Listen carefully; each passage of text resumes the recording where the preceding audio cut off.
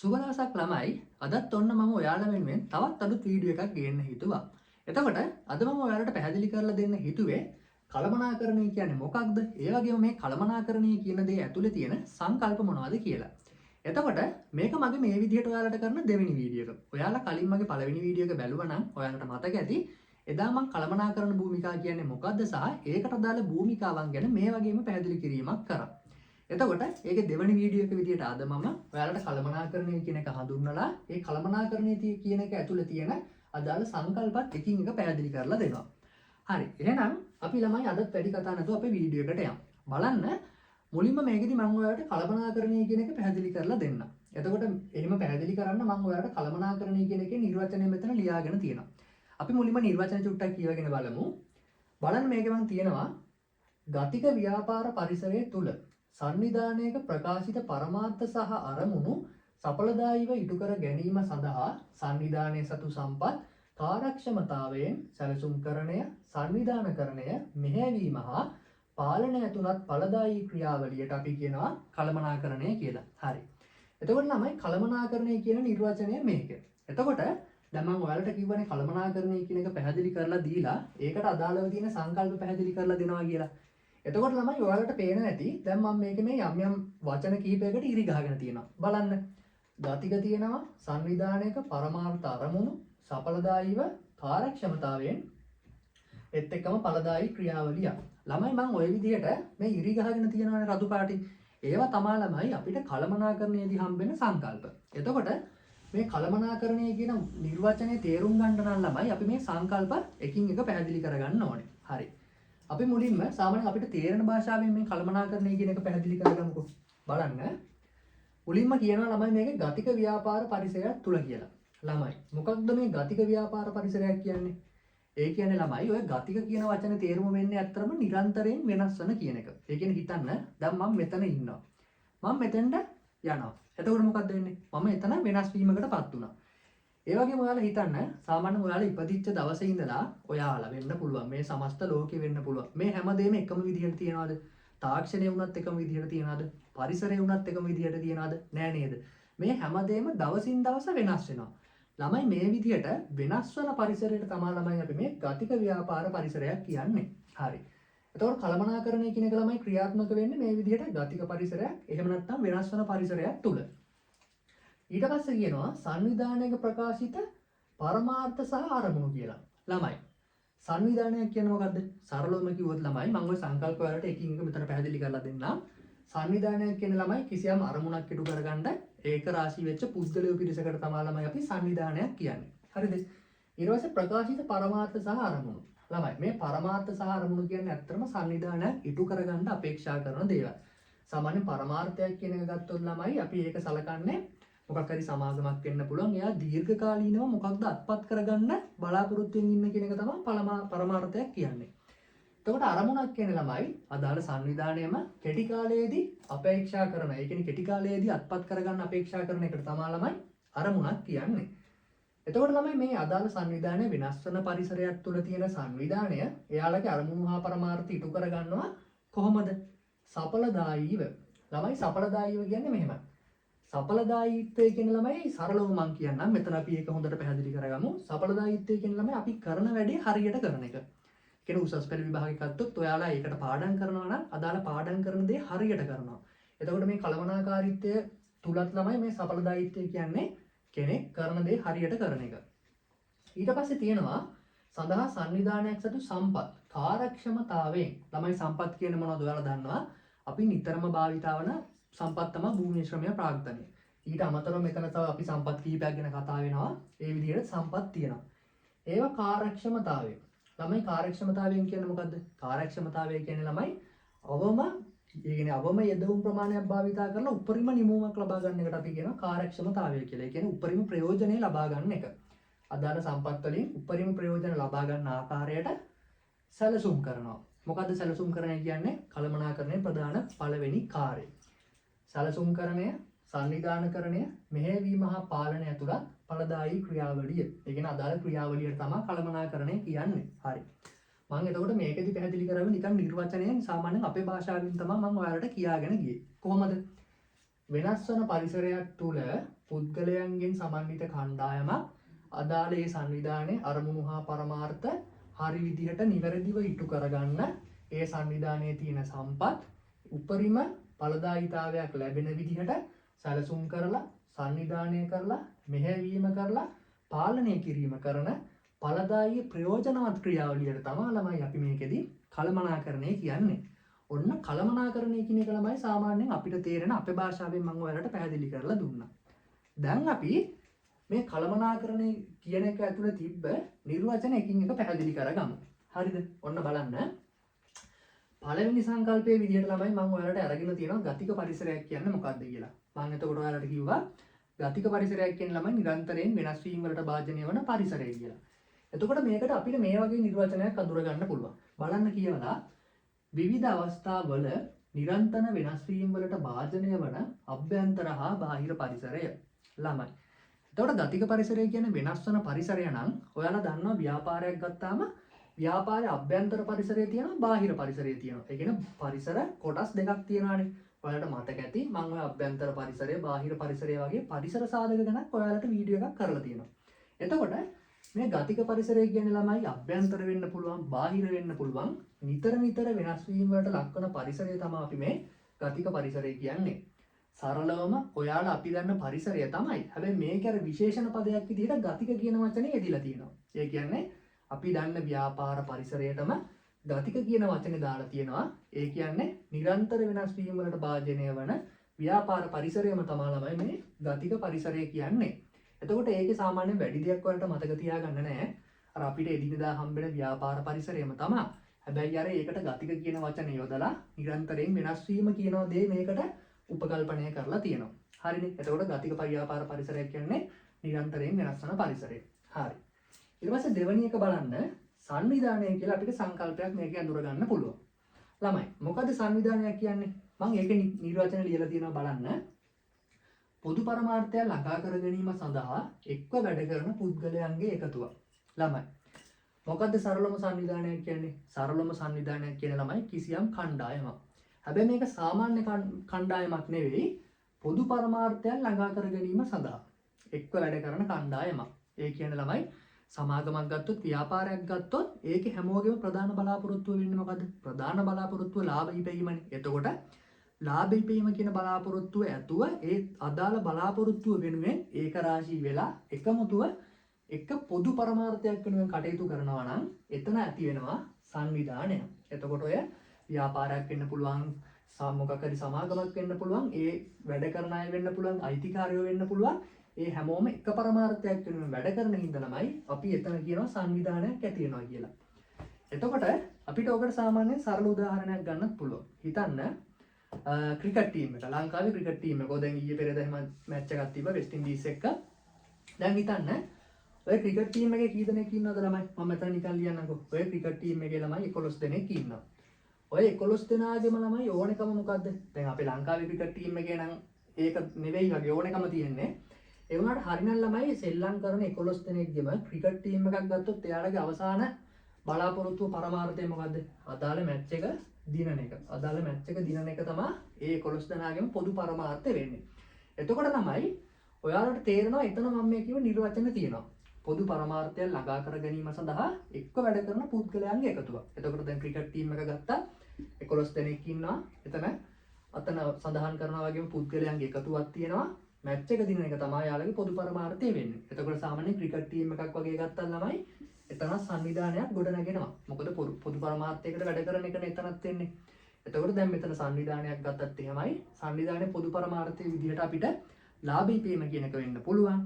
ඔය ලාභ ඉපීම කියන පොදු පරමාර්ථය ළඟා කරගන්න එකතු වෙලා වැඩ කරන එක තමයි ළමයි සමාගමක් සංවිධානයක් තුළ තියෙන අදාළ සංවිධාන සංකල්පය. මම හිතනවා සරලවම මොකක් හරි එක අරමුණක් ඉටු කරගන්න පරමාර්ථයක් ඉටු කරගන්න එකතු වෙලා ඉන්න පුද්ගලයන්ගේ එකතුව කණ්ඩායමක් තමයි ළමයි මෙතන සංවිධානය කියන්නේ. සරලවම හිතන්න 11 දෙනෙක් එකතු වෙලා මැච් එක දිනන්න එක අරමුණකින් කටයුතු කරනවා. ඒක නිකන් සංවිධානය කියන අදහසට උදාහරණයක් විදිහට ඔයාලා මතක තියාගන්න. හරි. ඊට පස්සේ අපිට ගන්න පුළුවන් ඉලක්ක සහ පරමාර්ථ. ළමයි ඉලක්ක සහ පරමාර්ථ කියන එකට ළමයි ප්‍රශ්න පත්‍රයක් ගත්තත් අපිට නිරන්තරයෙන් ඇහෙන සංකල්පයක්. ඒ කියන්නේ ඉලක්ක මොනවද පරමාර්ථ මොනවද කියලා අපෙන් අහනවා. එතකොට ළමයි කෙනෙක්ට හිතෙන්න පුළුවන් සාමාන්‍ය ඉලක්ක සහ පරමාර්ථ කියන්නේ දෙකම මොකක් හරි අරමුණක් ගැන කියන්නේ එකම තේරුම තියෙන්නේ කියලා. හැබැයි ළමයි ඉලක්ක සහ පරමාර්ථ කියන දෙක ඇතුලේ පැහැදිලි වෙනස්කමක් තියෙනවා. බලන්න කියවලා දැන් මෙතන සාමාන්‍යයෙන් ඔය ඉලක්ක කියන්නේ අරමුණු වලට හරිනේ ඉලක්ක කියන්නේ අරමුණු වලට තමයි පරමාර්ථ කියන්නේ පරමාර්ථම තමයි. මෙතන ඕනනම් මම ලියන්න ඉලක්ක වලට අපිට අරමුණු කියලා ගන්නත් පුළුවන්. හරිනේ. අරමුණු කියලා ඕනනම් ඉලක්ක වලට ගන්නත් පුළුවන්. හරිද? ඔව් බලන්න. ආයතනයක් කෙටි කාලයේදී ළඟා කර ගැනීමට අපේක්ෂා කරන ප්‍රතිඵල අරමුණු වේ. හරි ළමයි. එතකොට අපිට දැන් තේරෙනවා මොකක් හරි සංවිධානයක ඉලක්කයක් අරමුණක් කියන්නේ එයාලා කෙටි කාලයේදී ළඟා කරගන්න අපේක්ෂා කරන දේවල් කියලා. ඕකට මම උදාහරණයක් විදිහට මෙහෙම කියන්නම්කෝ.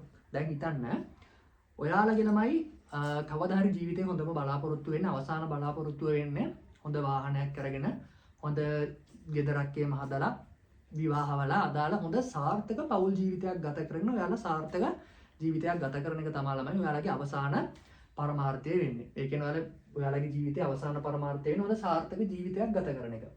එතකොට ඔය සාර්ථක ජීවිතය කියන එකට යද්දි ළමයි ඔයාලා දැන් වර්තමානයේ ඉන්නේ A level exam එක කියන කඩයිම ළඟනේ. එතකොට දැන් මෙතන සාර්ථක ජීවිතයක් කියන අවසාන ඉලක්කය තියෙනවා. ඔයාලා වර්තමානයේ ඉන්න මෙතන. ඔය වර්තමානයේ ඉද්දී ඔයාලට පොඩි කඩයිමක් හම්බෙනවා. ඒක තමයි A level. එතකොට මට කියන්න මේ සාර්ථක ජීවිතයක් දක්වා ගත කරන ගමනේදී A level exam එක කියන්නේ ඔයාලගේ මොකක්ද? ඒ කියන්නේ A level exam එක කියන්නේ ඔයාලගේ ඉලක්කයක්ද පරමාර්ථයක්ද?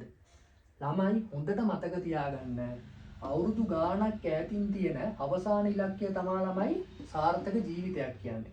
සාර්ථක ජීවිතයක් කියන ඉලක්කයට යද්දී ඔයාලට අතර මගදී හම්බෙන කෙටි කාලීන achievement එකක් තමයි ළමයි A level exam එක කියන්නේ. ඒ කියන්නේ තව මාස දෙකකින් විතර ඔයාලා A level කරනවා.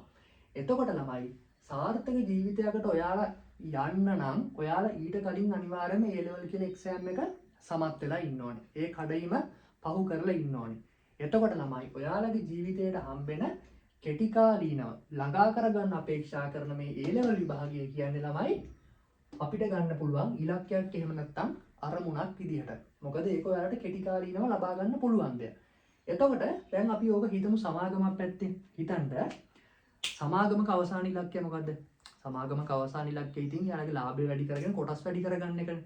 හැබැයි ඔය අතරතුරදී හිතන්න ළමයි එයාලගේ විකුණුම් එයාලට වැඩි කරගන්න ඕනේ. හරිද? ඒ කියන්නේ මොකක් හරි සමාගමක් තියෙනවා එයාලා මොනවා හරි ප්‍රොඩක්ට් එකක් විකුණනවා. ඉලෙක්ට්‍රික් බඩු කියලා හිතන්නකෝ. එතකොට එයාලගේ අවසාන ඵලයට යන්න, ඒ කියන්නේ ලාභ උපරිම කරගන්න, එයාලගේ කොටස් වැඩි කරගන්න ඔය වගේ ගමනට යනවා නම් ළමයි අතරමඟදී එයාලා විකුණුම් වැඩි කරගන්න ඕනේ. එතකොට ඔය විකුණුම් වැඩි කරගන්නවා කියන එක ළමයි එයාලගේ අවසාන ඉලක්කය නෙවෙයි. අවසාන ඉලක්කයට තියෙන කලින් එයාලත්පත් කරගන්න බලාපොරොත්තු වෙන එකක් තමයි විකුණුම් වැඩි කර ගැනීම කියන්නේ. එතකොට විකුණුම් වැඩි කිරීම කියන එක අපිට ගන්න පුළුවන් ආයතනයේ අරමුණක් විදිහට. ඒ කියන්නේ කෙටි කාලීනව එයාලා achieve කරගන්න අපේක්ෂා කරන එකක් විදිහට. එතකොට ව්‍යාපාරයේ අවසානයේට ඉහළ ලාභයක් ලැබීම වෙන්න පුළුවන්. වෙළඳපොළ කොටස වැඩි කර ගැනීම වෙන්න පුළුවන්. අන්න ඒ අවසාන බලාපොරොත්තුවට ඒ කියන්නේ යම් කාලයක් කරගෙන එයාලා අපේක්ෂා කරගෙන ළඟා කරගන්න අපේක්ෂා කරන දේවල් වලට තමයි අපි කියන්නේ පරමාර්ථයක් කියලා. ඕක තවත් පැහැදිලි වෙයි පරමාර්ථය කියන එක කියලා බලන්නකො. ආයතනය දිගු කාලයේදී ළඟා කර ගැනීමට අපේක්ෂා කරන ප්‍රතිඵල. සරලවම සාර්ථක ජීවිතයක් ගත කිරීම කියන එක ළමයි ඔයාලගේ පරමාර්ථය. මොකද ඒක තමයි දිගු කාලීනව ඔයාලා අපේක්ෂා කරන්නේ. මේ සාර්ථක ජීවිතයක් කියන පරමාර්ථයට ළඟා කරගන්න යද්දී ඔයාලට A level exam එක ඊට පස්සේ හොඳ ගර්ල්ෆ්‍රෙන්ඩ් කෙනෙක් තෝරගන්න එක විශ්වවිද්‍යාලයකට යන එක ඔයාලගේ අධ්‍යාපන කඩයින් ඔය වගේ දේවල් තියෙනවානේ. ඔය වගේ ළමයි අතර මගදී හම්බෙන කෙටි කාලීන අපේක්ෂාවන් තමයි ළමයි අරමුණු කියන්නේ. මොකක්ද එතකොට අවසාන අපේක්ෂාවට තමයි අපි කියන පරමාර්ථයක් කියලා. ඒ අවසාන පරමාර්ථයට යද්දී අපිට හම්බෙන කෙටි කාලීන අපේක්ෂාවන් වලට අපි කියනවා අරමුණු එහෙම නැත්නම් ඉලක්ක කියලා. හරිනේ. සමාගමක් ගත්තත් අවසාන යාලක පරමාර්ථය වෙන්නේ සමාගමේ සමහරට කොටස් වෙනදපොළ ඉහළම සමාගම් ලයිස්තුවට ඇතුළත් වෙන එක. ඒ සඳහා යද්දී ඉතින් යාලගේ විකුණුම් වැඩි කරගන්න ඕනේ, වෙළඳපොළ කොටස වැඩි කරගන්න ඕනේ. ඔය වගේ කෙටි අපේක්ෂාවන් ඉටු කරගන්න ඕනේ. ඒ කෙටි අපේක්ෂාවන් වලට අපි කියනවා අරමුණු කියලා. වෙළඳපොළ කොටස වැඩි කර ගැනීම, සමහර විට කොටස් වෙළඳපොළ ලයිස්තුගත කිරීම වලට ඉහළට එන එක, පෙරමුණට එන එක එයාලගේ පරමාර්ථ විදියට අපිට ගන්න පුළුවන්. හරි. මම එතකොට හිතනවා ඔයාලට ඉලක්ක සහ පරමාර්ථ ගැනත් යම් අවබෝධයක් දැන් ඇති කියලා. ඊට පස්සේ ළමයි අපිට හම්බෙන ඊළඟ හතරවෙනි සංකල්පය තමයි ළමයි කාර්යක්ෂමතාවය. බලන්න එක පොඩ්ඩක් කියලා. කාර්යක්ෂමතාවය කියන එකට ළමයි මම සරලව ලියලා තියෙනවා. සීමිත සම්පත් භාවිතයෙන් උපරිම නිමවුමක් ලබා ගැනීම. ළමයි. දැන් ඔයාලා කල්පනා කරනවා ඇති සමහර විට මේක ඔයාලා දන්නවත් ඇති සමහර විට තවම කෙනෙක්ට පැටලෙන්නේ නැති. මොකක්ද මේ යෙදවුම් සහ නිමවුම් කියන්නේ කියලා. ළමයි. දැන් හිතන්න මේකේ තියෙනවා සීමිත සම්පත් භාවිතයෙන් උපරිම නිමවුමක් ලබා ගැනීම කියලා. ළමයි ඔය කියන්නේ යෙදවුම් තියනවානේ. මේ විදිහට යෙදවුම් තියෙනවා. ඔය යෙදවුම් භාවිතා කරලා ළමයි මොකද්ද කරන්නේ? නිෂ්පාදනයක් නිමවුමක් ලබා ගන්නවා. මේ විදිහට නිමවුමක් ලබා ගන්නවා. එතකොට ළමයි කාර්යක්ෂමතාවය කියන්නේ නිෂ්පාදන ක්‍රියාවලිය වෙන්න පුළුවන්, සේවා ක්‍රියාවලිය වෙන්න පුළුවන්. අදාළ ක්‍රියාවලිය තුල යොදා ගන්න යෙදවුම් තියනවානේ. මේ යොදා ගන්න යෙදවුම් සම්පත් අවම ප්‍රමාණයක්, අඩු ප්‍රමාණයක් යොදාගෙන වැඩි නිමවුමක්, වැඩි නිෂ්පාදන ප්‍රමාණයක් බිහි කරන එකට තමයි ළමයි මේ කාර්යක්ෂමතාවය කියන්නේ. ඒ කියන්නේ සීමිත සම්පත්. ඒ කියන්නේ සම්පත් කුඩා ප්‍රමාණයක් අඩුවෙන් භාවිතා කරලා උපරිම එහෙම නැත්නම් ඉහළ නිමවුමක් අවුට්පුට් එකක් ලබා ගන්න එකට තමයි අපි කාර්යක්ෂමතාවය කියලා කියන්නේ. හරි. එතකොට තමයි ඔය කාර්යක්ෂමතාවය කියන එකේදී ඔයාලට හම්බෙනවා එක පුද්ගලයෙක්. ඒ පුද්ගලයා තමයි පීටර් ඩ්‍රකර්. ළමයි. ඔය පීටර් ඩ්‍රකර් කියන එකනා කියලා තියෙනවා කාර්යක්ෂමතාවය කියන එකට කල යුතු දේ නිවැරදිව කිරීම කියලා. හරිද? මොකද්ද? කල යුතු දේ නිවැරදිව කිරීම. හරි. ළමයි ඔය කල යුතු දේ නිවැරදිව කිරීම කියන්නේ මෙහෙමයි. හිතන්න දැන් අපි බිස්නස් එකකින් පැත්තකට යමුකෝ. ඔයාලගේ උසස් පෙළ විභාගෙම ගමු. එතකොට මේ උසස් පෙළ විභාග කියන එකට යද්දි ළමයි විභාගේ පාස් වෙන්න නම් ඔයාලා මොකද්ද කරන්න ඕනේ? ඔයාලා ක්ලාස් යන්නම ඕනේ. එහෙම නැත්නම් පාසල් අධ්‍යාපනය නම් ලබන්නේ පාසල් අධ්‍යාපනය හරි විදිහට ලබන්න ඕනේ. ඔයාලගේ නෝට් ටික හරියට හදා ගන්න ඕනේ. පාඩම් වල කටයුතු කරන්න ඕනේ. ආන් ඒ වගේ ළමයි උසස් පෙළ විභාගයේ සමත් වෙන්න නම් ඔයාලා කරන්න ඕන දේවල් තියෙනවානේ. ආන් ඒ විදිහට කළ යුතු දේ නිවැරදිව කිරීම. ඒ කියන්නේ ඔයාලා හරියට ඉස්කෝල් එහෙම නැත්නම් අමතර පන්තියට සහභාගී වෙන දේවල් වලට හරියට සහභාගී වෙන්න ඕනේ. නෝට් ටික හරියට හදන්න ඕනේ. පාඩම් වල ටික හරියට නිවැරදිව කරන්න ඕනේ. ආන් ඒ වගේ තමයි ළමයි සංවිධානයක් ගත්තත් ඒ සංවිධානයේ කළ යුතු කාර්යයන් හරි විදිහට කරන එක තමයි ළමයි පීටර් ඩ්‍රකර් අපිට කියලා තියෙන්නේ කාර්යක්ෂමතාවය කියලා. හරි. ඊට පස්සේ ළමයි ඔය කාර්යක්ෂමතාවයත් එක්කම සම්බන්ධ වෙච්ච තවත් සංකල්පයක් තමයි මේ සඵලදායීතාවය කියන්නේ. මොකක්ද මේ සඵලදායීතාවය කියන්නේ? බලන්න කියවලා කොතෙක් දුරට අපේක්ෂිත අරමුණු නිවැරදිව ළඟා කරගන්නේද යන්න. ළමයි. දැන් මෙතන සාමාන්‍ය කාර්යක්ෂමතාවය කියන්නේ සීමිත සම්පත් භාවිතා කරලා උපරිම නිමවුමක් ලබා ගන්න එක. ඒක හරි. සඵලදායීතාවය කියන්නේ ළමයි කොතෙක් දුරට අපේක්ෂිත අරමුණු නිවැරදිව ළඟා කරගන්නේද යන්න. ඒ කියන්නේ මෙහෙමයි. හිතන්න උසස් පෙළ විභාගේ ගත්තොත් ළමයි මේවා කරන්න යන්න එපා. මේවා ඇත්තම කරන්නත් බෑ. හිතන්න ඔයාලට පුළුවන් ළමයි ඕනනම් හරි විදිහට උසස් පෙළ විභාගේ පාඩම් කරලා මහන්සි වෙලා පාස් වෙන්න පුළුවන්. එහෙම නැත්නම් ඔයාලට පුළුවන් ළඟ ඉන්න යාළුවෙක්ගෙන් MCQ ටික හරි කොපි කරගෙන මොකක් හරි ගේමක් ගහලා කොහොම හරි හොර විදිහට හරි එක්සෑම් එක පාස් වෙන්න. එතකොට ළමයි අවසාන ප්‍රතිඵලය කොහොමත් උසස් පෙළ විභාගේ පාස් වෙන එක තමයි. හැබැයි ඔය අවසාන ප්‍රතිඵලයේ ඇතුලේ ළමයි දෙවනි විදිහට ඒ කියන්නේ කාගෙන් හරි කොපි කරලා ළමයි ඔයාලා විභාගේ පාස් වුණොත් එතන ඒ දේ හරියට කරා වෙනවද? නිවැරදිව කරා වෙනවද? නෑ නේද? ආන් ඔය වගේ තමයි ළමයි ආයතනයක් එයාලගේ අරමුණු ඉටු කරගද්දී ඒවා මොනතරම් කොයිතරම් දුරකට හරි විදිහට ඉටු කරගන්නවද කියන එක තමයි ළමයි මේ සඵලදායීත්වය කියන්නේ. ඒ කියන්නේ යාලා වෙන වංචනික ක්‍රියාවලින් තොරව වෙන්න පුළුවන්. ඒත් එක්කම ඔය තරඟකාරීත්වයට හරි විදිහට මුහුණ දීලා වෙන්න පුළුවන්. හරි පියවරයන් අනුගමනය කරලා වෙන්න පුළුවන්. සමහර විට ඔය නීති රීති රෙගුලාසි තියෙන්නේ. ඒ දේවල් අදාළ ප්‍රමිතීන්ට අනුකූලව කටයුතු කරලා වෙන්න පුළුවන්. ඔය විදිහට එයාලගේ අරමුණු නගා කරගද්දී කොයිතරම් දුරට ඒවා හරි විදිහට කරලා ඒවා ළඟා කරගන්නවද කියන එක තමයි ළමයි මේ සඵලදායීත්වය කියන්නේ. හරිනේ. ඔය සඵලදායීත්වය කියන එකට ළමයි මේ පීටර් ඩ්‍රකර් කියන එකනා නිර්වචනයක් දීලා තියෙනවා. බලන්න. එයා කියනවා නිවැරදි දේ කිරීම. ඔන්න ළමයි. මොකද්ද? නිවැරදි දේ කිරීම. ඕකෙදිත් මම උදාහරණයක් ගන්නම්. දැන් අතන මොකද්ද? කාර්යක්ෂමතාවයට කළ යුතු දේ නිවැරදිව කිරීම. මම ඒකේ ඔයාලට උදාහරණ ගත්තේ උසස් පෙළ විභාගේ. ඒ කියන්නේ කළ යුතු දේ නිවැරදිව කිරීම කියන්නේ පාඩම් කරන වැඩ ටික හරියට කරන්න ඕනේ. නෝට් ටික හරියට හදන්න ඕනේ. එතකොට අදාළ පන්ති වගේ දේවල් වලට හරියට සම්බන්ධ වෙන්න ඕනේ. ඒ දේවල් හරියට කරන්න ඕනේ. දැන් මෙතන කියනවා සඵලදායීතාවය. නිවැරදි දේ කිරීම. එහෙම නැත්නම් හරි දේ කිරීම. එතකොට ළමයි සඵලදායීත්වය කියන්නේ මෙහෙමයි. ඔයාලා කළ යුතු දේ තමයි ළමයි සඵලදායීතාවය කියන්නේ. ඒ කියන්නේ උසස් පෙළ විභාගේ පාස් වෙන්න නම් පාඩම් කරා හෝ නැත්නම් ඔයාලා ක්ලාස් වලට පාසල් වලට සම්බන්ධ වෙන්න ඕනේ. එතකොට හරියට හෝ වැරදියට නෝට් ටික හදන්න ඕනේ.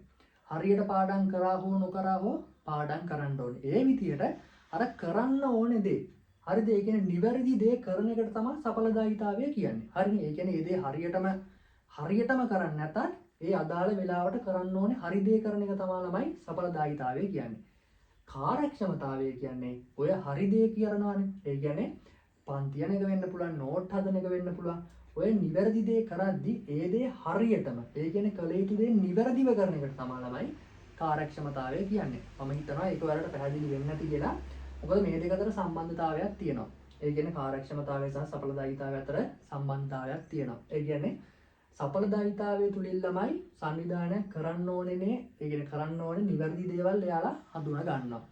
කාර්යක්ෂමතාවය තුලින් ළමයි මේ සඵලදායීත්වයේදී හඳුනාගත්ත දේවල් හරි විදිහට නිවැරදිව ඉටු කරනවා.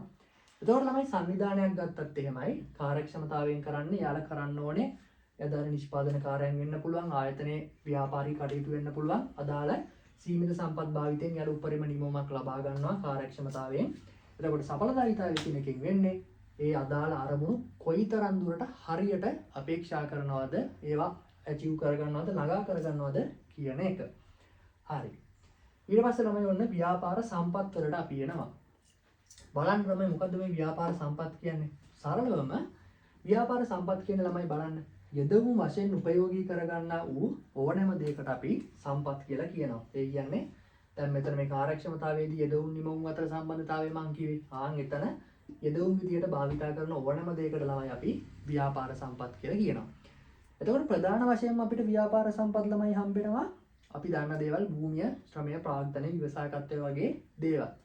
ඊට අමතරව ළමයි අපිට මේක ගන්න පුළුවන්. ඔයාලා දන්න ඇති 5MS. ඒ කියන්නේ සාමාන්‍යයෙන් සම්පත් වර්ග කිරීමට අදාළව 5MS කියලා එකක් තියෙනවා. ඊට අමතරව තව 7MS තියෙනවා. එතකොට ඔය 5MS එක ගත්තොත් ළමයි ඒකට අයිති වෙනවා මිනිස්සු, යන්ත්‍රෝපකරණ, ඒ කියන්නේ මැෂින්, ඊට පස්සේ මුදල්, මනි, ක්‍රමවිධි, එහෙම නැත්නම් තාක්ෂණය, මෙතඩ් කියන එක. ඒ වගේම ද්‍රව්‍ය, අවසාන වශයෙන් මැටීරියල් කියන එක 5MS ක්‍රමයට අපිට ගන්න පුළුවන්.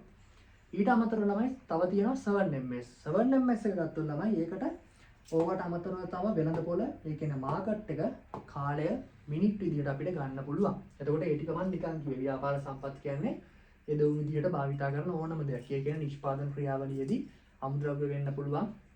යදවුම් විදියට භාවිතා කරන ඕනම දෙයකට අපි ව්‍යාපාර සම්පත් කියනවා. හරි. ඊට පස්සේ හත්වෙනි එක තමයි ළමයි මේ ක්‍රියාවලිය. මොකද්ද ක්‍රියාවලියක් කියන්නේ? බලන්න කියලා එකිනෙකට සම්බන්ධව අඛණ්ඩව පවත්වාගෙන යන ක්‍රියාකාරකම් සමූහයක එකතුවක් තමයි ළමයි කිසියම් ක්‍රියාවලියක් කියන්නේ. ඒ කියන්නේ මෙහෙමයි. බලන්න උසස් පෙළ විභාගය කියන එකම මම ආයෙ උදාහරණයක් ගන්නම්. ඔය උසස් පෙළ කියන විභාගේ ළමයි ඔයාලා පන්ති එහෙම නැත්නම් පාසල් ගිය පමණින් ඔයාලට එක්සෑම් එක පාස් වෙන්න පුළුවන්ද? බෑ. එතකොට සර් උගන්වන එක අහගෙන හිටියපු පළියට ඔයාලට එක්සෑම් එක පාස් වෙන්න පුළුවන්ද? ඒත් බෑ. ඔයාලගේ සර් ගුරුවරයා උගන්වන එක ළමයි අහගෙන නෝට් එක ලියපු පළියට ඔයාලට එක්සෑම් එක පාස් වෙන්න පුළුවන්ද? ඒත් බෑ නේද? එතකොට අන්න ඒ විදියට ළමයි එක් විදියට ගත්තොත් ඔයාලට එක්සෑම් එක පාස් වෙන්න බෑ. හැබැයි හිතන්න හරියට ක්ලාස් ගිහිල්ලා, හරියට නෝට් ටික හදලා, හරියට උගන්වන දේ අහගෙන ඉඳලා හරියට පාඩම් කරවුවොත් ළමයි ඔය සමස්ත දේවල් වල එකතුවම කරොත් තමයි ඔයාලට අවසාන ප්‍රතිඵලය එහෙම නැත්නම් උසස් පෙළ විභාගය පාස් වෙන්න පුළුවන්. එතකොට ළමයි මේ ක්‍රියාවලිය කියන්නේ අන්න ඒක. ඒ කියන්නේ සම්බන්ධ වන අඛණ්ඩව පවත්නා ක්‍රියාකාරකම් සමූහයක එකතුවක්. තනිව නෙවෙයි. ඔය සියලුම ක්‍රියාකාරකම් වල එකතුවක් සමස්තයක් විදියට ගත්තාම ළමයි අපි ඒකට කියනවා ක්‍රියාවලිය කියලා. ඔයාලා දන්නවා කළමනාකරන ක්‍රියාවලිය ප්‍රධාන කොටස් 4ක් තියෙනවා. සැලසුම්කරණය, සංවිධානකරණය, මෙහෙයවීම හා පාලනය. ළමයි ඕවා තනිතනිව තියෙද්දි ළමයි ඒවා නිකම්ම කාර්යයක්. හැබැයි ඕවා සමස්තයක් විදිහට ඔය 4 එකට කරලා ගත්තාම ඒකට තමයි ළමයි අපි කළමනාකරන ක්‍රියාවලිය එහෙම නැත්නම් ක්‍රියාවලියක් කියන්නේ. හොඳට මතක තියාගන්න කිසියම් කාර්යයක් තනිතනිව තියෙද්දි ඒක ක්‍රියාවලියක් වෙන්නේ නැහැ. හැබැයි ඒ අදාළ කාර්යයන් ඔක්කොම එකට එකතු වුණාම සමූහයක් වුණාම එතන හැදෙනවා ක්‍රියාවලියක්. ඒ කියන්නේ අඛණ්ඩව පවත්වන ක්‍රියාකාරකම් සමූහයක එකතුවකට තමයි අපි ක්‍රියාවලියක් කියන්නේ. හරි. ඔන්න ළමයි ඊට පස්සේ අපිට තියෙන 8 වෙනි සංකල්පය. බලන්න 8 වෙනි සංකල්පය තමයි ළමයි ඵලදායීතාවය. මොකද්ද මේ ඵලදායීතාවය කියන්නේ? බලන්න කියලා මම මේක ලියලා තියෙනවා නිශ්චිත කාල සීමාවක් තුල ආයතනයක යෙදවුම් සහ නිමවුම් අතර පවතින අනුපාතික සම්බන්ධතාවයට අපි කියනවා ඵලදායීතාවය කියලා. තමයි දැන් කාර්යක්ෂමතාවයේදීත් ඔයාලට මතක ඇති යෙදවුම් හා නිමවුම් අතර සම්බන්ධතාවයක්. තමයි එතනත් ඒකෙදි කියුනේ. ඒ කියන්නේ අඩු යෙදවුම් ප්‍රමාණයක් භාවිතා කරලා ඉහළ නිමවුමක් ලබා ගන්නක කාර්යක්ෂමතාවය. දැන් මේ ඵලදායීතාවය කියන එකට ළමයි සම්බන්ධ වෙන්නේ ඔය කියන යෙදවුම් සහ නිමවුම්ම තමයි. හරිද? හැබැයි විශේෂත්වයෙන් ළමයි මේ ඵලදායීතාවය කියන එකෙන් වෙන්නේ නිමවුම් සහ යෙදවුම් අතර තියෙන අනුපාතික සම්බන්ධතාවය පැහැදිලි කරලා දීමක්. මම ආයෙ නිර්වචනය කියන්නම්. නිශ්චිත කාල සීමාවක් තුල ඒ කියන්නේ සමහරවිට නිශ්චිත මාසයක් වෙන්න පුළුවන්, අවුරුද්දක් වෙන්න පුළුවන්. ඔය වගේ නිශ්චිත කාලයක් තුල ආයතනයක යෙදවුම් සහ නිමවුම් එයාලා යොදා ගන්න සම්පත් සහ අවසාන නිමවුම අතර තියෙන අනුපාතික සම්බන්ධතාවය තමයි ළමයි අපි ඵලදායීතාවය කියන එකෙන් මනින්නේ. එතකොට මේ ඵලදායීතාවය කියන එක ගත්තොත් ළමයි ඔයාලා දන්නවා සමහර විට සමස්ත ඵලදායීතාවය වෙන්න පුළුවන්. යන්ත්‍ර ඵලදායීතාවය වෙන්න පුළුවන්. එතකොට සාමාන්‍ය මිනිස් ශ්‍රම ඵලදායීතාවය වෙන්න පුළුවන්. ඒක වෙනම ඔයාලට මෙහෙයුම් කළමනාකරණයේදී උගන්වනවානේ. හරි. ආන්ගේ සමස්ත හැම දෙයකම යොදා ගන්න ඵලදායීතාවයට අදාළ වෙන සූත්‍රයක් මම මෙතනදී ලියලා තියෙනවා. දැන් අතන අපි පැහැදිලි කරගත්තා මේ ඵලදායීතාවය කියන එකෙන් ළමයි මනින්නේ යෙදවුම් සහ නිමවුම් අතර තියෙන අනුපාතික සම්බන්ධතාවය. එතකොට මේකේ සූත්‍ර වෙන්නේ ළමයි නිමවුම් බෙදීම යෙදවුම්. ළමයි නිමවුම් කියන්නේ මොකද්ද? අවසාන අවුට්පුට් එක එහෙම නැත්නම් අවසාන නිෂ්පාදනය. යෙදවුම් කියන්නේ මොකද්ද? අදාළ නිමවුම නිපදවීමට යොදා ගන්න සම්පත්. හරි. එතකොට ළමයි මේකේ අනුපාතික සම්බන්ධතාවය කියන්නේ මෙහෙම. හිතන්න එක නිමවුමක් නිපදවන්න යෙදවුම්. ඒ කියන්නේ සම්පත් කොපමණ ප්‍රමාණයක් යනවද කියන එක තමයි ළමයි මේ ඵලදායීතාවය කියන එකෙන් තීරණය වෙන්නේ. ඒ කියන්නේ දැන් හිතන්න අපි මෙතන නිමවුම් හදනවා 100ක්. හරිද? නිමවුම් 100ක් හදනවා. ඔය නිමවුම් 100 හදන්න යෙදවුම් විදියට අපි ගමු ඒකක 20ක් යනවා. හරිනේ? ඒකක 20ක් යනවා. එතකොට ළමයි ඵලදායීතාවය කියන්නේ ඵලදායීතාවය විදියට අපිට ගන්න පුළුවන් 5යි. ඒ කියන්නේ ළමයි එක ඒකකයක් එක යෙදවුමක් භාවිතා කරලා අපිට පුළුවන් නිමවුම් ඒකක 5ක් ගන්න. නිමවුම් ඒකක 5ක් ගන්න. එතකොට හොඳ ඵලදායීතාවයක් එතන තියෙනවා. දැන් ඔයාලා නිකන් හිතන්න අපි මෙතන ගන්නවා නිමවුම් 100ක් තියෙනවා. ඔය නිමවුම් 100 හදන්න යෙදවුම් 50ක් යනවා. එතකොට මොකද වෙන්නේ? එතකොට ළමයි උත්තරේ එන්නේ දෙකක්නේ. 100 බෙදීම දෙකක්. ඒ කියන්නේ ළමයි යෙදවුම් දෙකක් භාවිතා කරලා ලබා ගන්න පුළුවන් කීයද? සමහරවිට යෙදවුම් දෙකක්, ඒ කියන්නේ යෙදවුම් එකක් භාවිතා කරලා ගන්න පුළුවන් නිමවුම් දෙකයි. ඒ වගේ ඔකේ ඵලදායීතාවයේ සම්බන්ධතාවය ඔයාලා ගණන් එහෙම හදද්දි පැහැදිලි කරගන්න.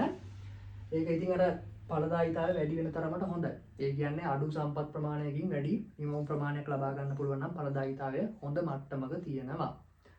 හරි. එතකොට ඔය විදිහට තමයි ළමයි මේ කළමනාකරණය සහ එහි සංකල්ප කියන එක පැහැදිලි කරගත්තේ. එතකොට මේකෙදි මුලින්ම මම ඔයාලට කළමනාකරණය කියන නිර්වචනය ලියලා දුන්නා.